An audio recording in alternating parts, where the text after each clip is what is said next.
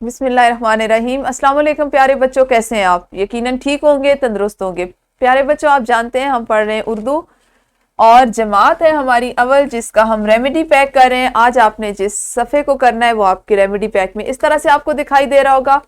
آج ہم اس پہ حاصل تعلم نمبر 14 آپ جو کر چکے ہیں اس پہ بات کریں گے۔ آج آپ نے سیکھا ہوگا اس QR کوڈ میں دی گئی ویڈیو میں کہ ایک مختصر لفظ میں تمام آوازوں یعنی اصوات کو درست ادا کر سکیں۔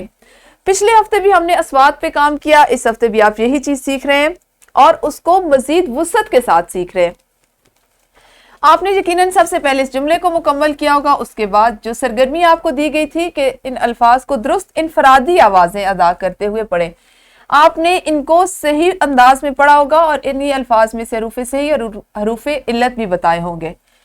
اب یہاں پہ میری والدین سے گزارش ہے کہ ایسی تمام سرگرمیاں جو بچے بولتے ہوئے یا کچھ مختلف کام کرتے ہوئے، اچھا کچھ لکھتے ہوئے، اچھا ڈرائنگ کرتے ہوئے کرتے ہیں، تو ہم نے اگر آپ کو وہاں پر نہیں بھی کہا تو اگر آپ کو لگتا ہے آپ کے بچے بہت اچھی سرگرمی کر رہے ہیں، اس کو بہت اچھے طرح سے کر رہے ہیں، تو آپ اپنے طور پر ویڈیو بنا سکتے ہیں اور وہ ویڈیو آپ معلم اور معلمہ کے ساتھ ساتھ ہم نے جو آپ کو واٹس ایپ نمبر دیا ہے اس پہ بھیج سکتے ہیں۔ بات کرتے ہیں کہ آپ نے ان آوازوں کو کس طرح سے اپنے لیے فائدہ مند بنانا ہے۔ ہم نے اس سے پہلے بھی بات کی کہ ہم آوازیں کیوں سیکھتے ہیں۔ بچہ جب پیدا ہوتا ہے تو وہ سب سے پہلے آواز سنتا ہے۔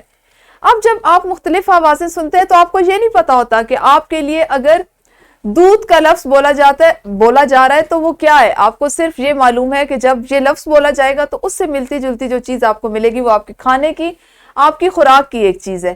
یہ کیسے ہوا کہ آپ نے آوازوں کو سنا، آپ نے آوازوں سے الفاظ کو سنا۔ بچے اسی طرح سے سیکھتے ہیں کہ وہ سب سے پہلے آوازیں سنتے ہیں، ان کو پہچان ہوتی ہے، آوازوں سے پہچانتے ہیں۔ تو آپ نے ان تمام الفاظ میں جیسے جام تھا، رات تھی، ان کو سنا۔ آپ کے امی ابو نے یا بڑی بہن یا بھائی نے بولا ہوگا تو آپ نے ان لفظوں کو سنا ہے۔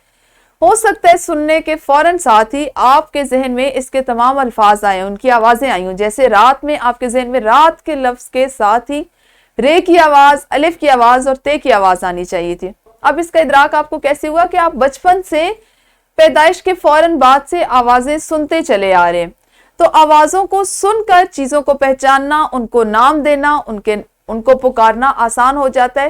اسی سے ہم فائدہ اٹھاتے ہیں۔ اب تک آپ نے جتنا کچھ سیکھا وہ سننے کے عمل سے ہوا، آپ کا ابتدائی عمل سننے کا تھا، آپ نے چیزوں کو سن کر سیکھا۔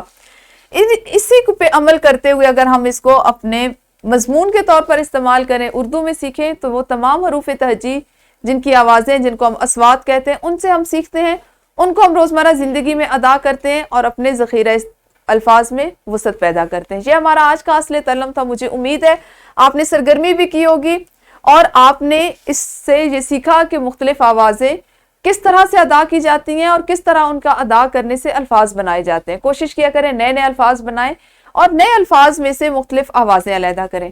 کل اگلے حاصل تعلم کے ساتھ ملیں گے، اس وقت تک اپنا خیال رکھیے۔ اللہ حافظ، شکریہ۔